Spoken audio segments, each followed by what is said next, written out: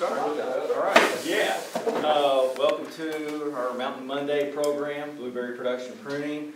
Dr. Wright, of course, is your speaker tonight. Before I turn it over to him, I think he wants to take everybody down to the blueberry patch and work from there. I want to just remind you all of a couple other events this month that will be taking place here.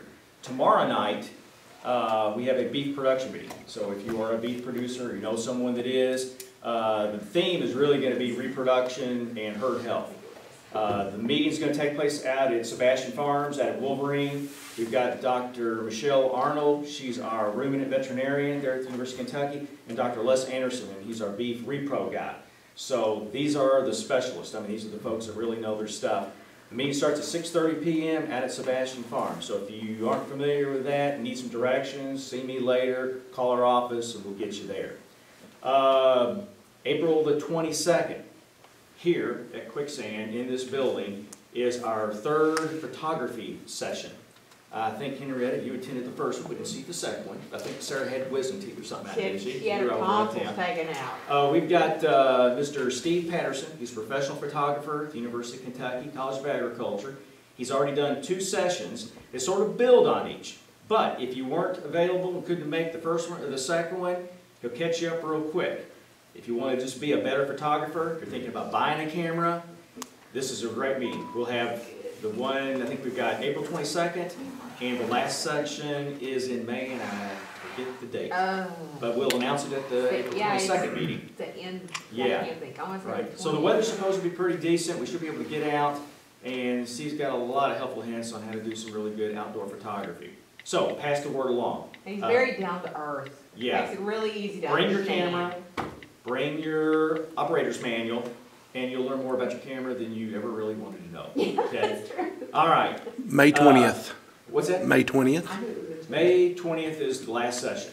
Okay, so if you can't make the 22nd, don't feel like you've missed it. You can't get anything out of his little workshops. You can.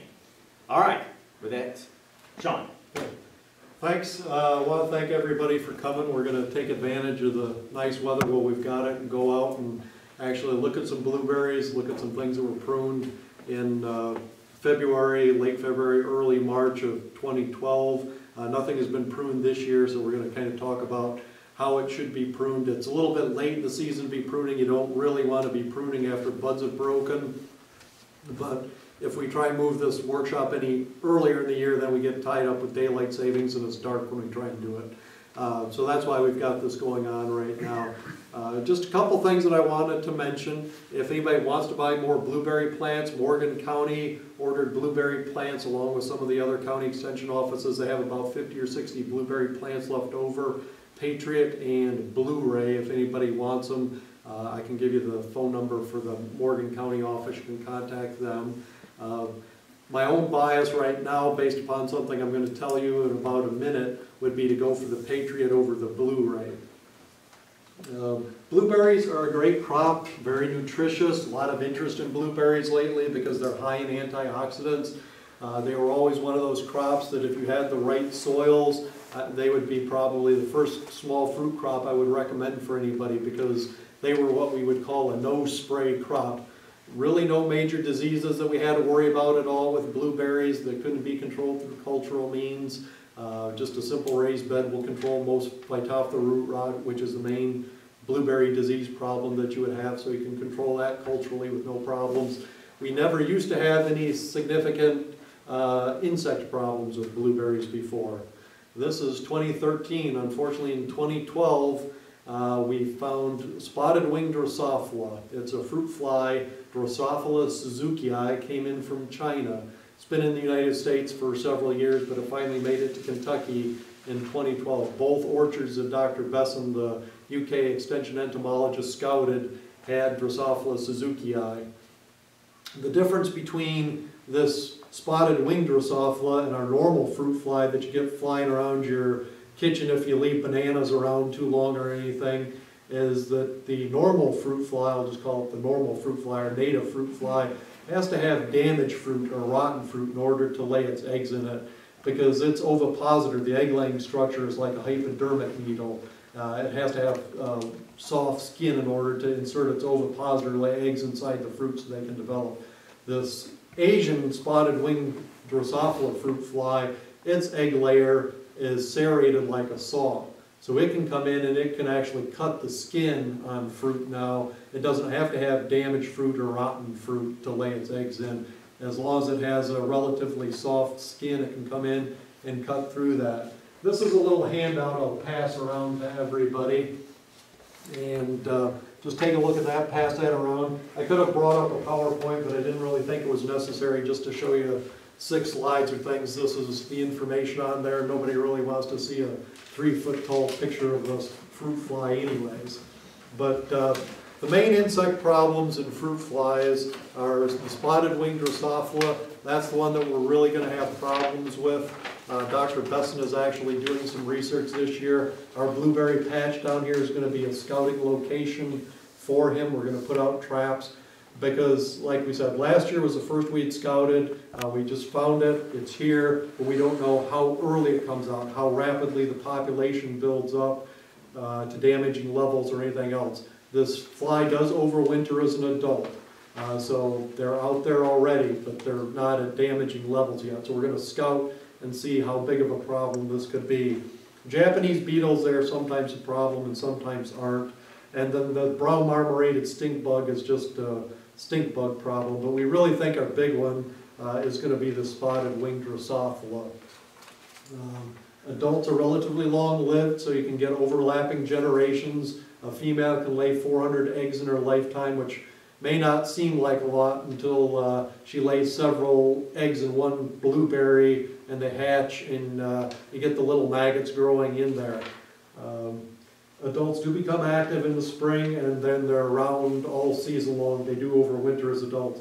This picture here on the left is the male. The male is the only one that has the spots on the wings. The female doesn't have spots on the wings.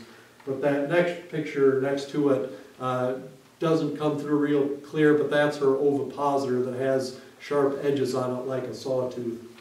On the back side of that sheet, we've got a blueberry. That's what happens when they lay any eggs in the blueberry. The fruit just kind of collapses within a day or two. This fruit fly has about a 9 to 10 day life cycle from egg to egg-laying adult, so it's a very rapid life cycle.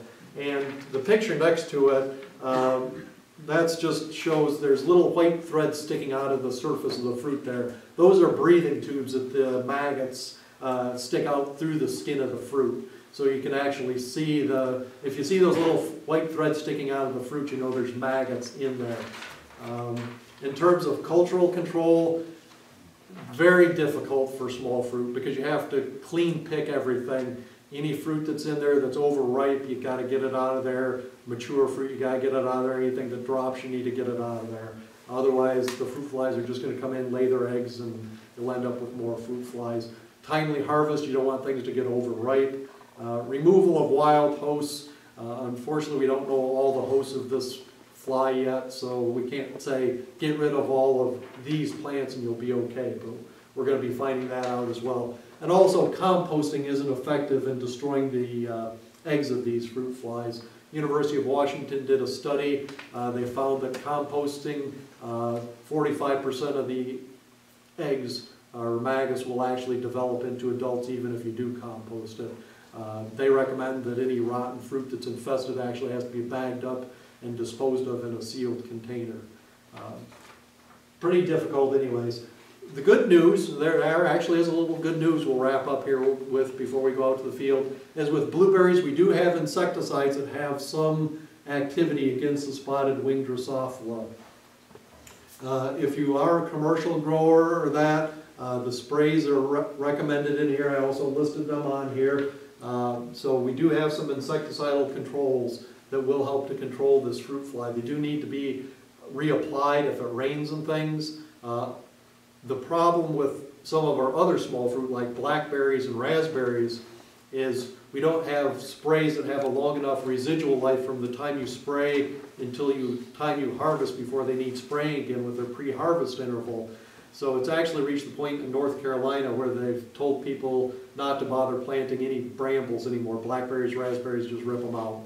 Because until we get new either longer pre-harvest intervals or new chemicals registered, they're not going to be able to grow any brambles or anything like that down there. their season is that much longer, the population builds up that much quicker, that, you know, they've just given up. They say don't even try and plant blackberries or raspberries in North Carolina. We do hope that the chemical companies will get more chemicals registered, or will change the pre-harvest interval on some of the chemicals that they do have. Again, this is a new thing, we don't really know what's going on, but blueberries are no longer a no-spray crop anymore. They will require some insecticidal sprays. Any questions about spotted winged Drosophila before we go out and look at the blueberries? Well, we come up with a new spray in Boone County, and you can use it in your mouth, but you have to spray your beans and stuff after every rain. It's that green mouthwash. You take 1 bottle of it to 2 bottles of water, put it in a sprayer, and nothing will mess with it. They don't like that. Actually, you can't do that. That's not a legal application. It's not registered as an insecticide. If you go off label like that, you're in violation of the law. The pesticide label is a legal document. Any applications that are made outside of a pesticide label are an illegal application. We've been using it for about like 10 years. I don't think I would admit that if I were you. If you do and you sell your, if you do that and you sell your fruit, you're in violation. No, I don't sell my fruit. Yeah. Well, what you want to do for your own purposes are entirely up to you, but commercially, that's an illegal application. I never sell It's a legal any document. fruit. So, we're gonna drive down, it's just down over the hill here where the blueberries are located. We can either load up on the wagon, I'm gonna drive the truck down because I got all my pruning stuff in there. But if people want to drive down, we can, or we have the wagon available. People want to ride on the wagon, if the fields are dry, so you don't have to worry about getting stuck, matter of preference. Wagon, anybody want the wagon? Sorry. Just drive down, wagon. I'll wait. Yeah, I'll wait. Well, it's easy